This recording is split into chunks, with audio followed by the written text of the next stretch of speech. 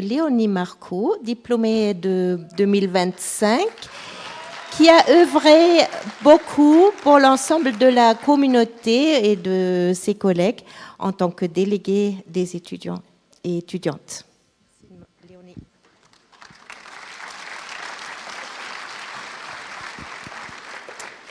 Monsieur le directeur de Sciences Po Grenoble, mesdames, messieurs les membres du conseil d'administration, mesdames, messieurs les professeurs et personnels de l'IEP et mes chers camarades de promotion. J'ai le plaisir de prendre la parole aujourd'hui en tant qu'ancienne déléguée des étudiantes et membre du conseil d'administration de Sciences Po Grenoble. Pour la plupart d'entre vous, nous sommes arrivés à l'IEP en 2020, en pleine pandémie de Covid. Et quoi de plus bizarre pour commencer sa nouvelle vie étudiante que des restrictions et des confinements ? C'était un peu bizarre, en effet, et je me rappelle notamment des groupes de classe de conférences de méthode qui étaient séparés en deux, une moitié en distanciel, une moitié en présentiel. Nous nous connaissions très peu entre camarades, ce qui a accentué beaucoup l'isolement social.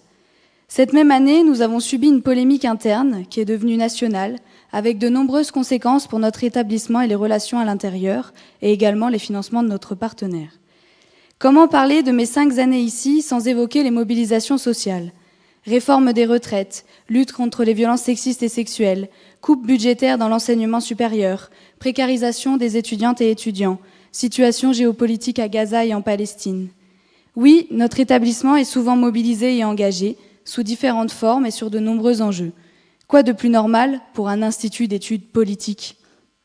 En tant qu'élue étudiante, j'ai pu prendre part aux décisions concernant notre établissement. J'ai pu accompagner et porter la voix pour des étudiantes et étudiants en difficulté, et j'ai souvent été en première ligne des conflits et situations délicates. Monsieur le directeur, je m'étais engagée à faire un discours pas trop politique, mais vous me connaissez. Et vous savez également que si j'ai été élue déléguée des étudiants, c'est parce que j'ai été élue à plusieurs reprises via un syndicat qui lui-même est éminemment politique. Des désaccords, il y en a eu, et je voudrais revenir sur un point qui a longuement occupé notre école pour vous dire tout ce qu'il nous a appris. Il s'agit de l'externalisation des services d'entretien et de ménage. Les étudiants, encore aujourd'hui, se mobilisent depuis plusieurs années pour que les personnels d'entretien de notre établissement travaillent dans de bonnes conditions et sous un statut protecteur. Ce que j'ai appris de toute cette mobilisation, c'est que la sous-traitance des métiers les plus précaires mène à une dégradation des conditions de travail, à une moindre qualité et à un surcoût pour l'établissement public. Parce que les entreprises sont structurellement pensées pour servir des intérêts privés et produire du rendement, tandis que le service public est, lui, pensé pour rendre un service à tous de façon égalitaire et de qualité. En tant qu'étudiantes et étudiants de Sciences Po, nous avons réaffirmé en grand nombre notre soutien au service public, trop souvent menacé et ébranlé. Tous les métiers méritent une titularisation, des conditions de travail confortables, une attache et une identité professionnelle, parce que le service public est notre bien le plus précieux. Certains ont dit que la mobilisation étudiante était mal éclairée, que nous n'avions pas compris les vrais enjeux. Et pourtant, après 1 an d'expérimentation, force est de constater qu'il a fallu revenir en arrière.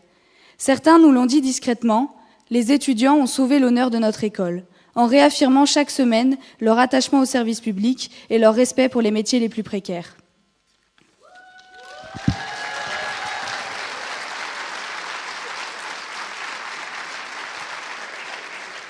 J'en ai fini pour cette partie. Cette journée est importante pour beaucoup d'entre nous car elle clôt plusieurs années d'études au sein de notre école. Une école qui nous a permis d'accéder à la recherche dans son ensemble, des théories fondatrices aux dernières réflexions et études. Ces dernières années ont profondément changé et enrichi ma façon d'appréhender le monde.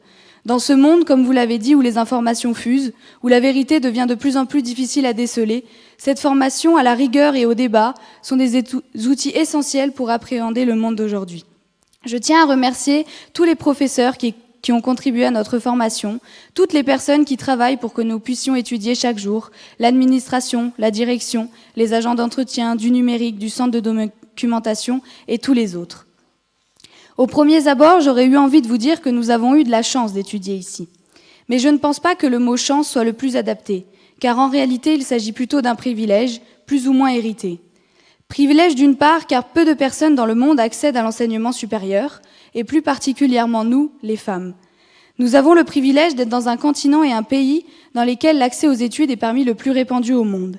Et au sein même de cet enseignement supérieur, nous avons eu le privilège d'accéder à ce que certains appellent une grande école. Établissements qui restent des exceptions, car elles acceptent une quantité limitée d'étudiantes et étudiants, et visent initialement à former des élites.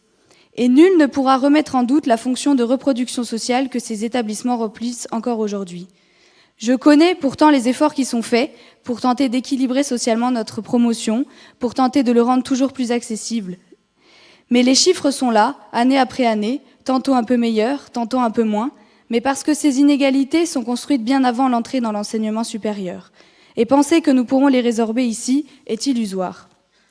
Alors aujourd'hui, j'ai une pensée et je souhaite saluer tous ces étudiants et étudiants qui ne venaient pas d'un milieu privilégié socialement ou économiquement et qui se sont battus, bien plus que les autres, tout d'abord pour accéder à ces études et qui ont ensuite redoublé d'efforts pour comprendre les attendus et s'y conformer. Il en est de même pour les personnes racisées qui se sentent invisibilisées et sous-représentées.